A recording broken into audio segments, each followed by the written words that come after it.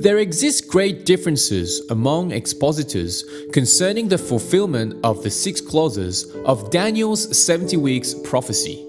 Have they all been fulfilled, or are they yet to find fulfillment?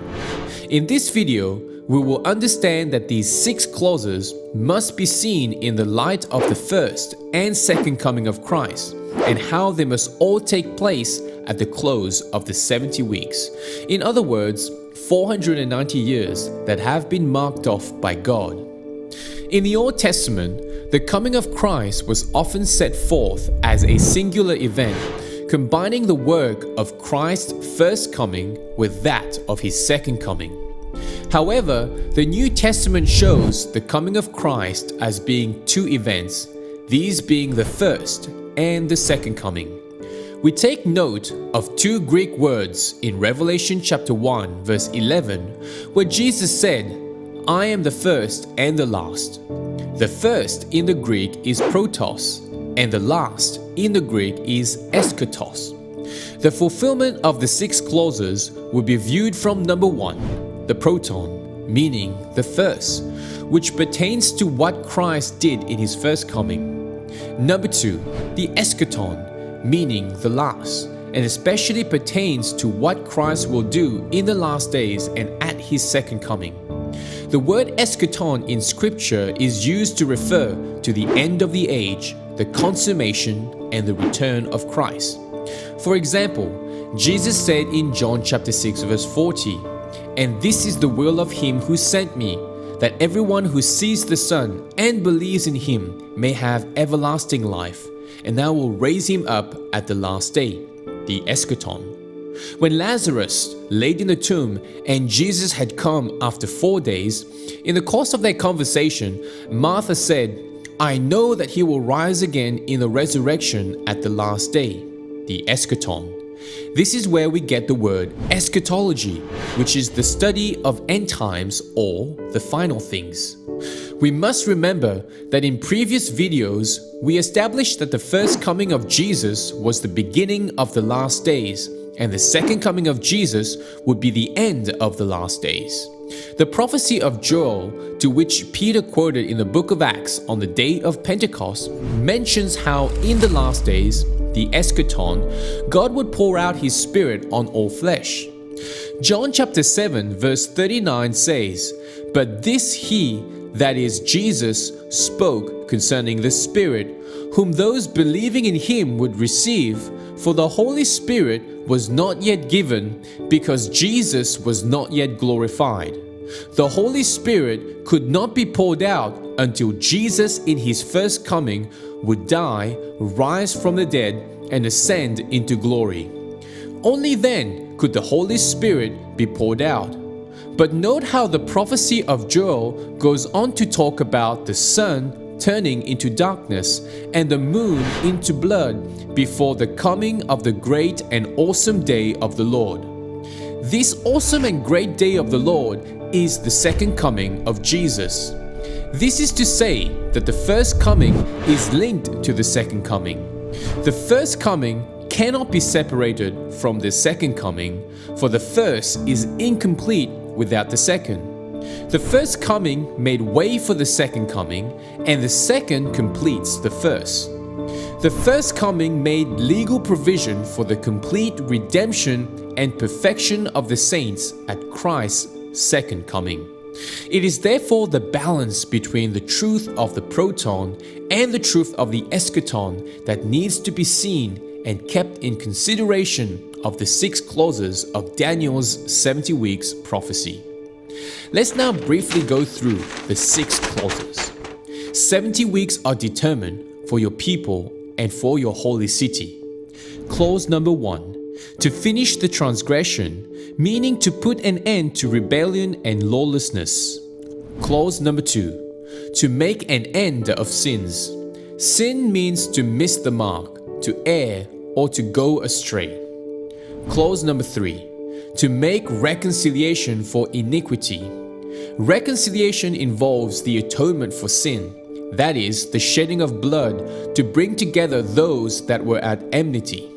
Iniquity speaks of perverseness of the spirit and deals with the very root of sin, of which sins are the fruit, the outward manifestation of the hidden root. Clause number 4, to bring in everlasting righteousness, that is, permanent spiritual and moral uprightness in every area. Clause number 5, to seal up vision and prophecy, which is to bring to conclusion all visions and prophecies, as all will be fulfilled in Messiah's ministry. Clause number 6, and to anoint the most holy. To Daniel, the most holy place would refer to the temple in which dwelt the presence of God. We must remember that at that time the temple had been destroyed, and Daniel would be looking forward to the restoration of the temple under the decree to restore and build Jerusalem, and so to anoint the most holy.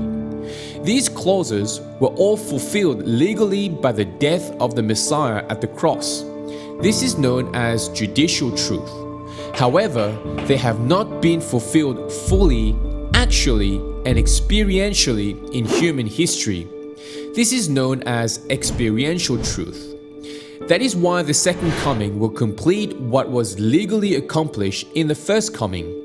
It is Messiah alone who is able to fulfill and bring all of these clauses to conclusion. The first 3 clauses have to do with transgression, sin, and iniquity. Though these things have been legally dealt with on the cross as Jesus took our judgment, these things still exist in mankind. They will all be finally brought to an end at the second coming of Christ. These things cannot just be limited to the transgression, sin, and iniquity of the Jews, for Jesus made atonement and reconciliation for the sins of the whole world. The 4th clause deals with the everlasting righteousness which was made available for all who come to God through Jesus Christ. The work of Jesus on the cross provided faith righteousness for all those who believe. Christ becomes our righteousness. So although everlasting righteousness was brought in at Calvary, transgression, sin, and iniquity still abound. But we, according to His promise, look for new heavens and a new earth in which righteousness dwells. The 5th clause is to seal up vision or complete vision and prophecy. The Old Testament vision and prophecy concerning the first coming of Christ, that is, in the proton, was sealed at Calvary. But there are also numerous prophecies about Messiah's second coming that have yet to be fulfilled, that is, in the eschaton. 1 Corinthians chapter 13 verse 8 says, "Love never fails, but whether there are prophecies, they will fail. Whether there are tongues, they will cease. Whether there is knowledge, it will vanish away. For we know in part and we prophesy in part. But when that which is perfect has come, then that which is in part will be done away."